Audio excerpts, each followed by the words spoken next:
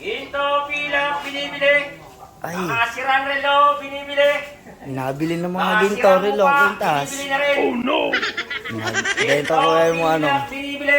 Kuya. Oh. Nabili ba kayo ng mga silver, mga singseng, pilak, ganon? Oh, ayun nga binibili ko eh. Bakit meron ka ba dyan? Meron, kuya. Relo. Ah, meron ka? Meron. Nga, suriin ko nga. Ah, singsing mo na kaya, singseng. Eh, kung meron dyan, na, labas mo. Para Yeah. masuri ko. Ay, ito kuya, yung dalawa. Dalawang singsing. Mm.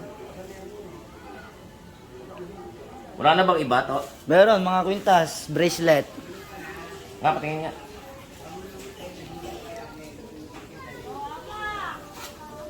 Ayan. Singsing. Bracelet. Tsaka... Ano to? Ah, kwintas. Ah, wala na ba iba? Meron pa, gold, kuya, na kwintas. Patingin.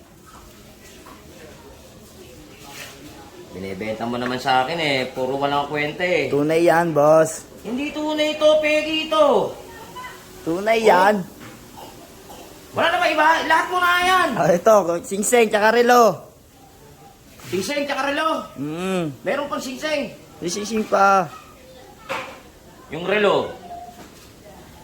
To, sa totoo lang, pagkasuri ko ng mga ala-alahas na to, puro peki ito. Tunay yan, boss. Dapat dito, binebenta mo to sa junk shop. Kasi bakal to eh.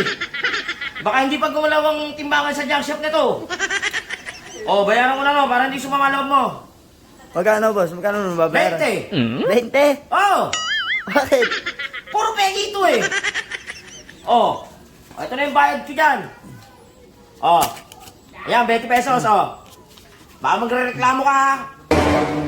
Oh, huwag ka na sasampalin kita eh. Sige. Baka magreklamo ka ha. Parang nadali yata ako ng 20 pesos.